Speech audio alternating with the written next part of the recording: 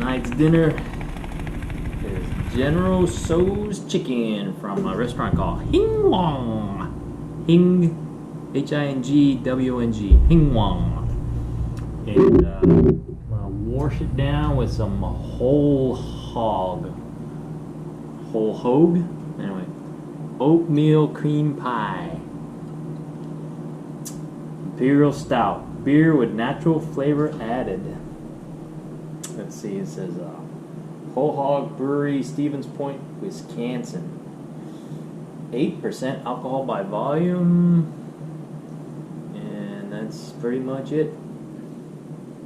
Yeah, doesn't say much more. So let's open her up.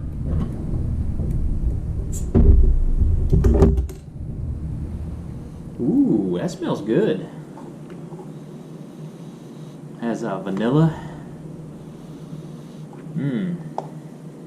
Has a vanilla smell to it. Not too much chuck. Yeah.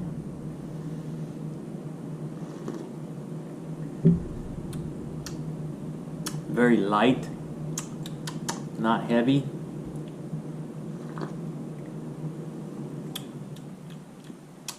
Very light mouthfeel. Oh, I taste the vanilla.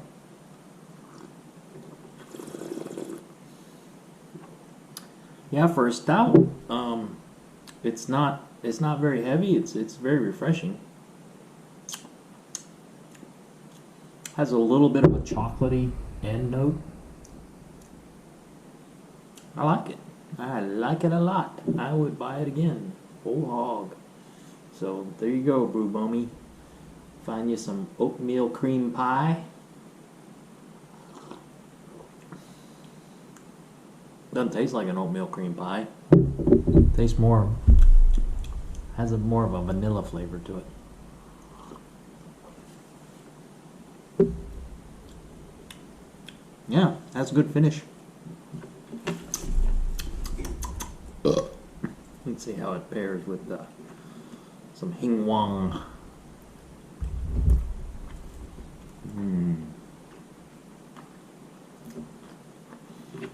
This is good.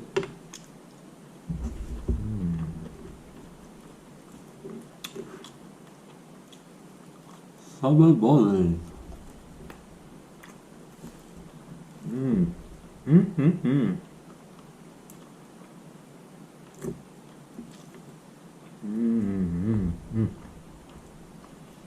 This is actually half. I ate half yesterday night, and so I'm just reheating the second half. So portions are very good, and I noticed that with a lot of the fast food nowadays, that they give you pretty decent portions, even though it's more expensive nowadays. You know, like a meal, a fast food meal, combo meal is going to run you about 13 to 15 bucks. But, you know, it'll fill you.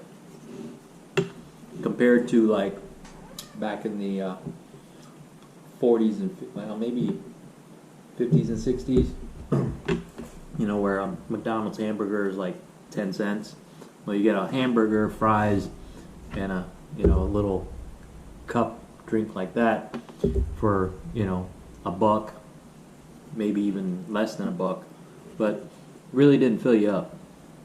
But I'm sure back then the beef was a little more pure, and the potatoes were a little more pure.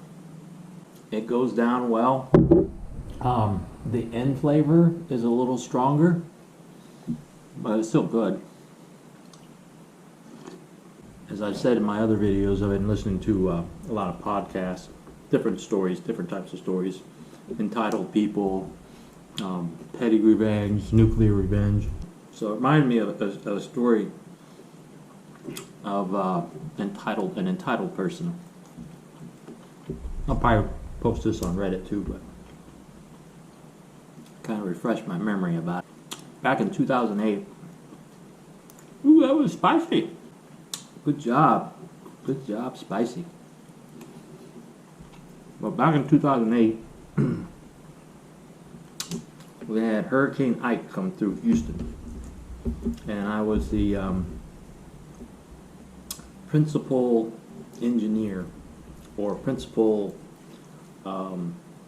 instructor at this industrial training company. So we had to close down, right? The whole town closed down, and there was some pretty bad flooding in Houston. If I remember, I'll try to put some pictures from Hurricane Ike, or you can just look up Hurricane Ike around 2008. But anyway,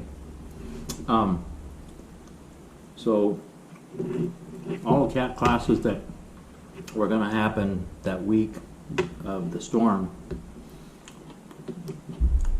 we had to call customers and say, hey, sorry, we're going to close down because of the hurricane. Just be safe. You probably won't be able to leave anyway because the airport will be shut down. And most people are like, okay, we get it. And we either refunded their money or gave them credit for another class. Well, after the storm, we had to reschedule a lot of the classes. We had to play catch up. And reschedule the classes and make up the ones. So first in, first out. So the first classes that got canceled, we would reactivate those classes first. One of the classes was just like a refresher training class. You didn't have to take a test or anything at the end of the class to get credit for it. It just showed hours of butt time, So I had one customer. I think the class had like six customers enrolled in the class, and 5 of them either rescheduled or just said, "Nah, I'll just get my my money back." So we gave them refunds, and other ones we rescheduled. And one customer called and said, "That's not what he said." One customer called in and said, "Yeah, can you schedule a class sooner than the rescheduled date that you put out?" And I said, "Well, no, because you're the only one who wants it sooner. The other, we put out a schedule of when that class would resume or reinstate, and everybody who wanted to retake the reinstated class have already signed up for it, and other people will be signing up for that class. And so far we have 4 people signed up, 3 or 4 people signed up for that new class now, and it was like 3 weeks away." And the guy said, well, it's been 2 weeks since the class was canceled. Can't you do the class now? And I was like, "No, I can't, because you'd be the only one, and I'm already teaching a makeup class. So I won't be available to teach a class for you." Well, I talked to this dude for like an hour, just going around and around in circles. I know I should have said, I can give you a refund, or you can sign up for the class 3 weeks from now. And I don't know what we talked about, but I remember it was like an hour I talked to this goofball. Finally, I said, I've got a class I need to teach. It was like right before lunch. I've got a class I need to teach in a few minutes. Those are your choices. I don't know what to tell you. So we hang up. Well, while I'm in the class, he calls the front office and agrees to go ahead and take the class that was scheduled for 3 weeks later. And so 3 weeks go by, I start teaching the class, and I think within like 2 hours, the guy falls asleep. He's literally snoring in the class while I'm teaching this class.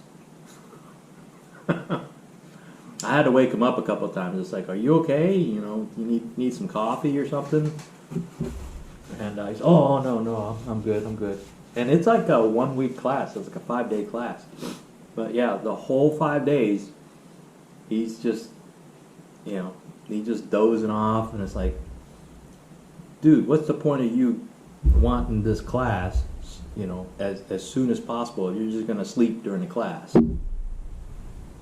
Anyway, there was kind of a sample test at the end of the class, just so when he takes this official class for whatever he needs to do for his job, at least he knows what kind of questions are in the exam.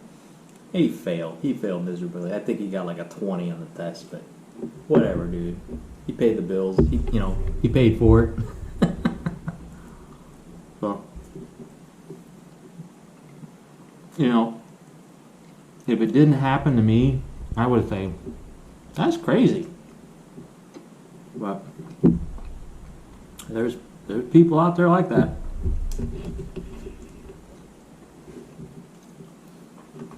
So anyway, let me finish this up, and we'll have some dessert. Oh yeah.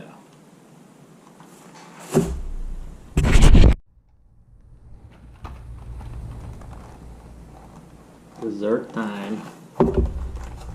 3 brownies. That's it? Oh, Christmas tree. Christmas tree brownies. There's 5. 5.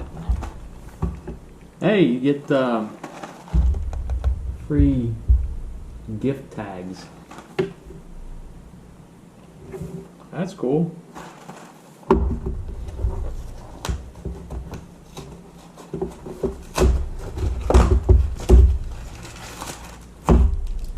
Oh, they're small. Can't have just one. I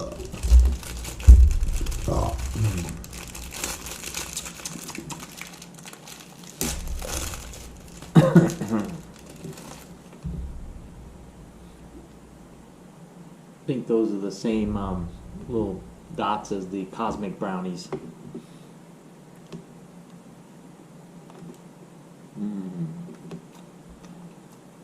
Yeah, they're basically cosmic brownies in the shape of a Christmas tree, so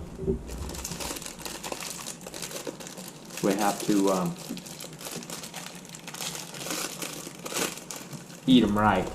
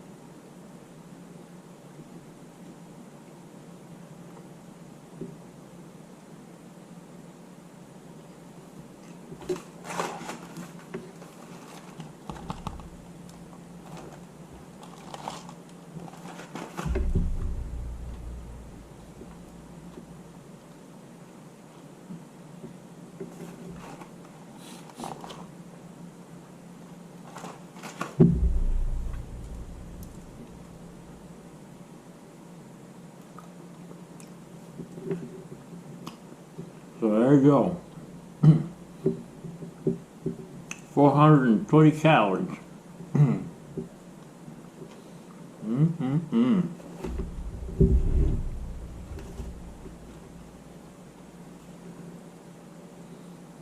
blah blah blah blah blah. Gum, Arabic confectioner's glaze, carnauba wax. Ready? Red number 40. Red 40 Lake. Yellow 6 Lake. Yay, yellow number 5 Lake. Blue 1 Lake.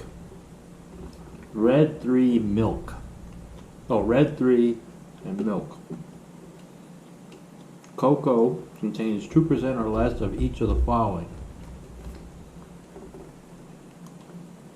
Soy lecithin, salt, cornstarch, soybean oil, natural artificial flavors, polysorbate 60, more yellow number 5 Lake, blue 1 Lake, dried eggs, whey, soy flour, dried egg whites.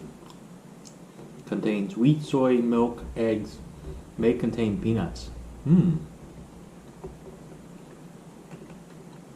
Apparently, Big Deborah is owned by McKee Foods, Collegedale, Tennessee. So, I guess Big Deborah is owned by a bigger company now, unless McKee Foods is the original company. But yeah, that was fun. Later. Cheers.